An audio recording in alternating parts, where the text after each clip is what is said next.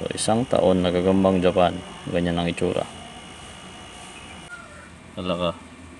Hurra!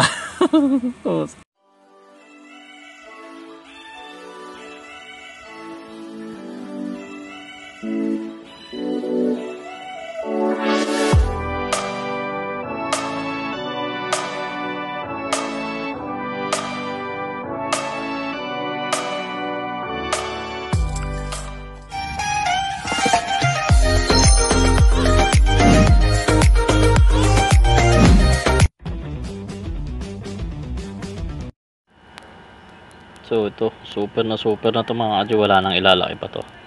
Lalaki man to unti itong sa Jensen, ito yung super natin, no?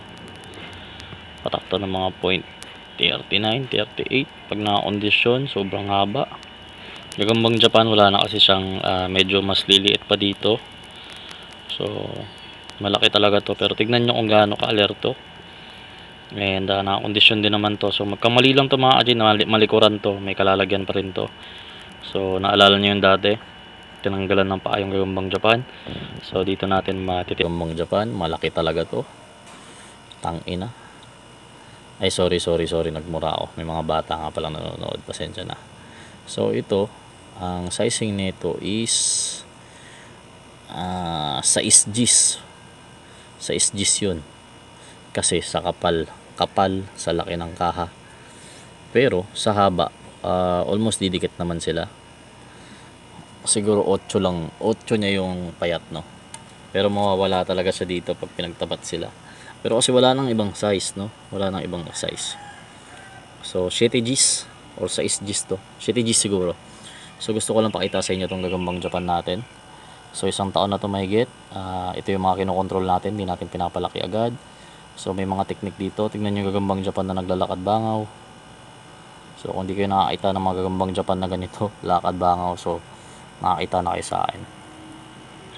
So gagambang Japan natin mga kadyo, naglalakad bangaw. So condition kasi to. So i-game natin. Isipin nyo 1 year na sa akin to. Mas sariwa pa siya tignan doon sa Jensen na bagong dating. Yan, kapal. So i-game natin. Natin patagalin pa to. So wag lang sana magmukhang feeding, no. Ang haba din ng kalaban, walang hindi biro tong kalaban niya na Jensen din. Yung Jensen naglalaro sa likod natin. Lipat sandali.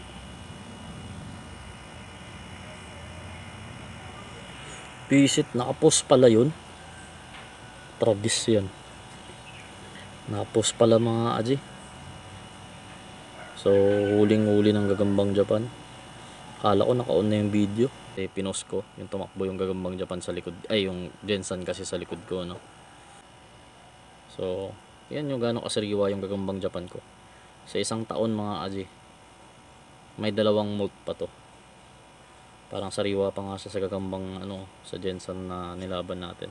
Pero ito isang taon na to. So kung nasusubaybayan nyo yung breeding natin, yan, isang taon na gagambang Japan. Gagamba, ala na to, ala salmon.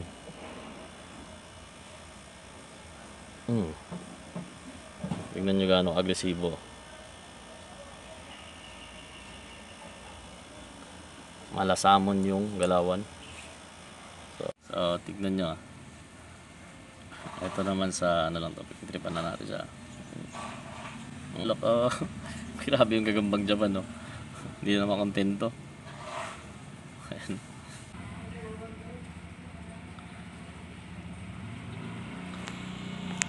Lusog. So ganyan ka aggressive yan, Salangan natin, sandali, salangan natin. Sige, mantitrip lang tayo. Trip natin. Talaga. Hurra! Talo ko, grabe. So ganyan siya agresibo, no. So lahat yan mga adi, basta madampi saan niya kakainin niya. So ito kung bakit ako nagagambang Japan, no. At hindi ko kinokondisyon yung mga gagambang Japan ko. Kasi wala na, kumbaga nakuha ko na kasi yung galawan nila. So basta pag kondisyon mga adi, war freak. So yung mag-Japan namin dati, nilabas ko yun mga Aji, sabi ko, ano yun, basta ilan naman nung kaha mo. Pero yung gagambang dala ko mga Aji, doblado nito, o malaki pa dyan. So isipin mo parang langaw lang yung kinakain niya. Ang mga gagamba, hati yung katawan, hati yung ulo. So yan, ganyan na ganyan talaga yan. Yan, grabe tindi.